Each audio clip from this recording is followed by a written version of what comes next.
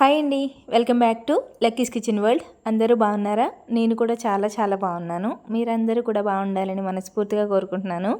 ఇంకా మన వీడియోస్ ఎవరైనా కొత్తగా చూసినట్లయితే ప్లీజ్ లైక్ చేయండి. అలాగే మన ఛానల్ని సబ్స్క్రైబ్ చేసుకొని సపోర్ట్ అయితే చేయండి. మీ సపోర్ట్ ఎప్పుడూ ఇలాగే ఉండాలని మనస్ఫూర్తిగా కోరుకుంటున్నాను. ఇంకా ఎక్కువ మాట్లాడకుండా వీడియోలోకి అయితే వెళ్ళిపోతాను. ఈ వీడియో వచ్చేసి మొన్న బుధవారం రోజు వీడియో అనమాట.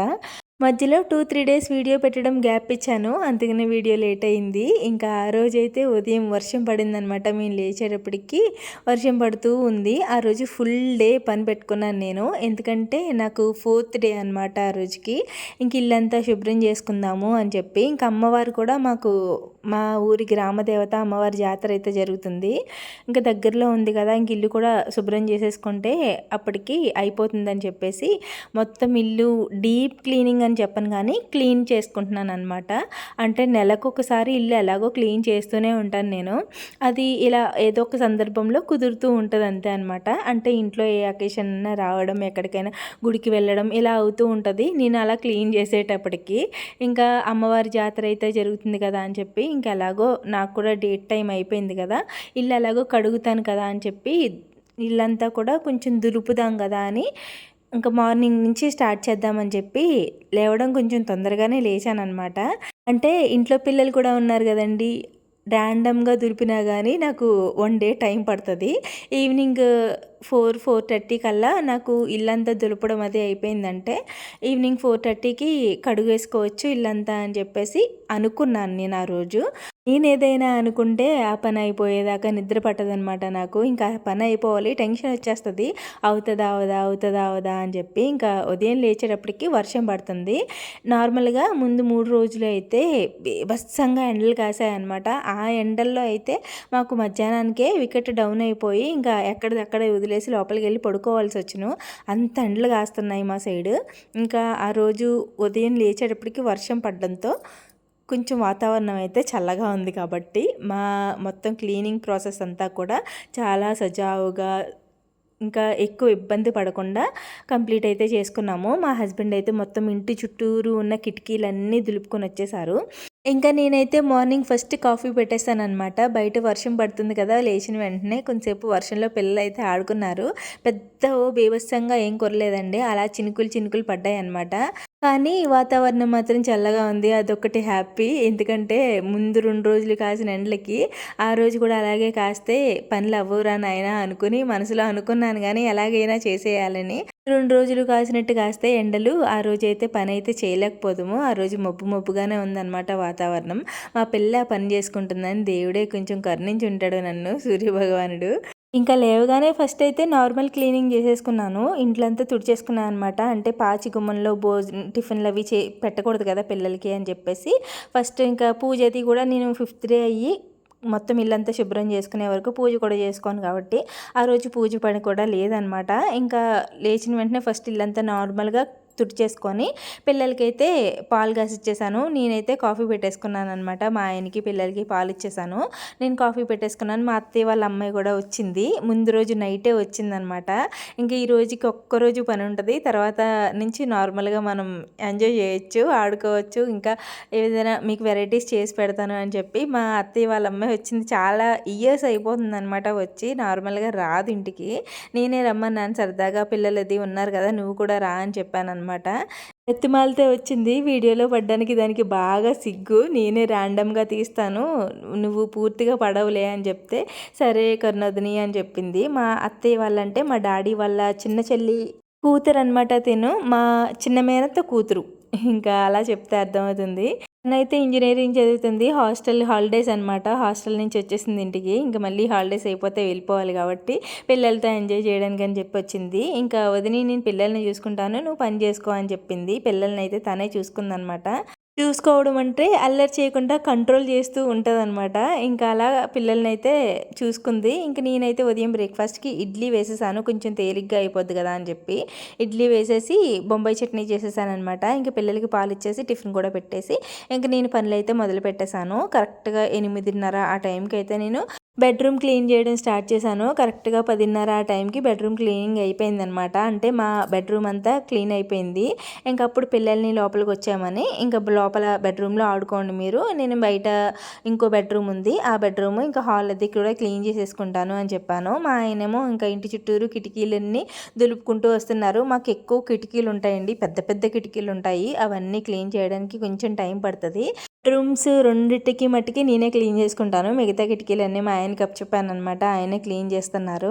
ఇంకా ఆ రోజుకి నాకు పూర్తిగా కంప్లీట్ అయిపోవాలి కాబట్టి ఆయనకి అప్పచెప్పాను. లేకపోతే నేనే చేసుకుని ఉండేదాన్ని. మొత్తం ఆ రోజుకి ఆయన హెల్ప్ చేయకపోతే అవ్వదు. నేనైతే 2-3 డేస్ నార్మల్గా ఏదైనా డీప్ క్లీనింగ్ పెట్టుకుంటే 2-3 డేస్ అయితే క్లీన్ చేసుకుంటాను. మొత్తం ఇల్లంతా నాకు 2-3 డేస్ పడుతుంది క్లీన్ చేసుకోవడానికి. ఒక్క రోజులో అయితే చేయను.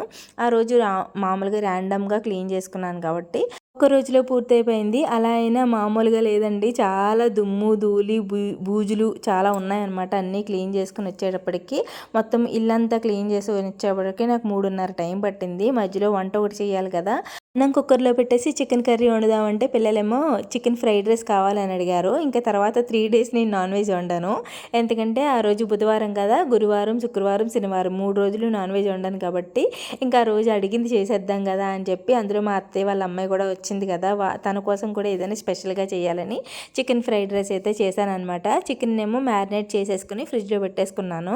తర్వాత అన్నం కుక్కర్లో పెట్టేశాను కదా, అది చల్లారేలోపు పక్కన ఇంకో బెడ్రూమ్ కూడా క్లీన్ చేసేసుకున్నాను. ఇంకప్పుడు అన్నం చల్లారేటప్పటికి చికెన్ ఫ్రైడ్ రైస్ అయితే చేసేసానమాట. చికెన్ని కొంచెం కార్న్‌ఫ్లోర్ వేసేసి ఫ్రై చేసేసి పీసెస్ పక్కకి తీసి పెట్టేసుకున్నాను. తర్వాత నార్మల్ ఎగ్ ఫ్రైడ్ రైస్ ఎలా చేసుకుంటామో అలాగే చేసుకుంటాము. Same process.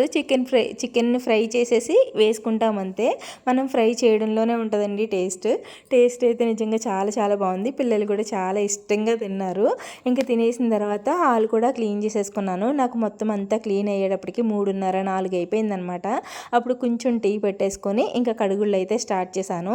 ఇంకా నేను అక్కడి నుంచి వీడియోస్ అయితే ఏం తీయలేదు. పిల్లలందరినీ బయటికి పంపేశాను.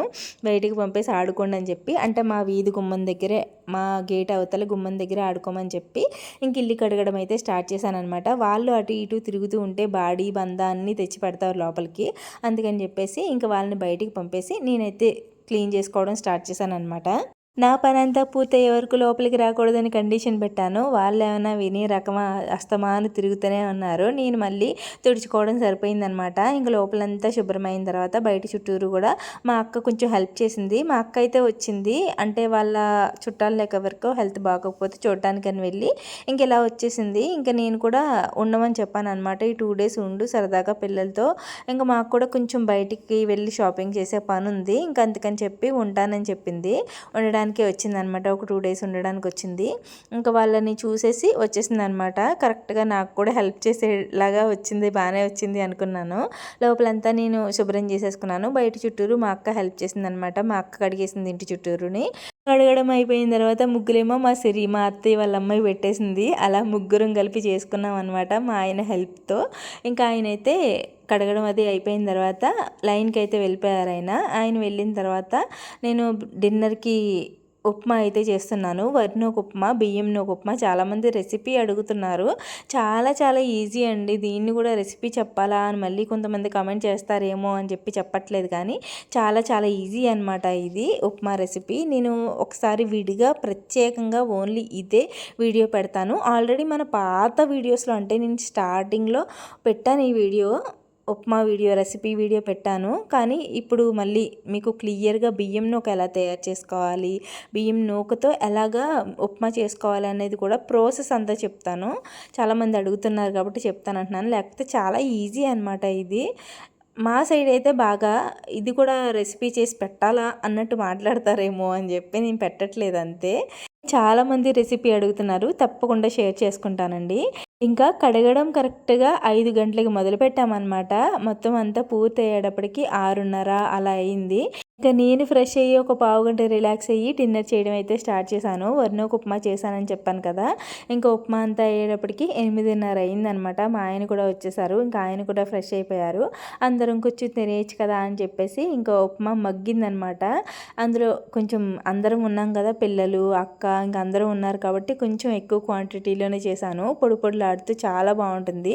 పిల్లలేంటి పెద్దవాళ్ళేంటి చాలా ఇష్టంగా తింటారనమాట. మా సిరికి కూడా ఈ ఉప్మా అంటే చాలా ఇష్టం అంట. కర్ణుదిని, నువ్వు వీడియోస్లో చేస్తావు కదా, నేను హాస్టల్లో ఉండి నాకు నోరు ఊరుతుంది ఆ ఉప్మా చూస్తేని, ఆవకాయ పచ్చడి వేసుకుని తింటే చాలా బాగుంటుంది అని చెప్పింది. అందుకని చెప్పి మనం ముక్క మాగే పెట్టుకున్నాం కదా, అది ఊరిందని చెప్పి అది వేసుకొని తిన్నామన్నమాట. పిల్లలు అయితే చాలా చాలా ఇష్టంగా తింటారు. పొడి పొడిలాడుతూ ఉంటుంది అనమాట ఈ ఉప్మా, చాలా బాగుంటుంది. అంటే కరాచీని ఒక బొంబాయి రవ్వ ఉప్మా కన్నా ఈ ఉప్మా మా ఇంట్లో బాగా తింటారనమాట. బొంబాయి రవ్వ ఉప్మా అంతగా ఇష్టంగా తినరు. అందుకని చెప్పి ఎక్కువ వరినొక ఉప్మాయే చేస్తూ ఉంటాను. మా లక్కోడికి బాగా ఇష్టం వరినొక ఉప్మా అంటే. కొంచెం పచ్చడి వేసుకొని తింటుంది, కొంచెం పెరుగు వేసుకొని తింటుంది, చాలా ఇష్టంగా తింటుంది. ఇంకా అందరం కూర్చుని ఒకసారి తినేసామన్నమాట. ఇంకా తినేసిన తర్వాత కొంతసేపు అలా కబుర్లు చెప్పుకున్నాము. మా అక్క అయితే కొన్ని సామాన్లు ఉంటే తోమేస్తాను, నీ పనులే ఇంకా ఏమైనా చిన్న చిన్న పనులు ఉంటే చేసేసుకో అని చెప్పింది. ఇంకా నేనైతే బెడ్షీట్లు, ఈ కవర్లు అన్నీ వేయాలి కదా, అవన్నీ వేసుకున్నాను.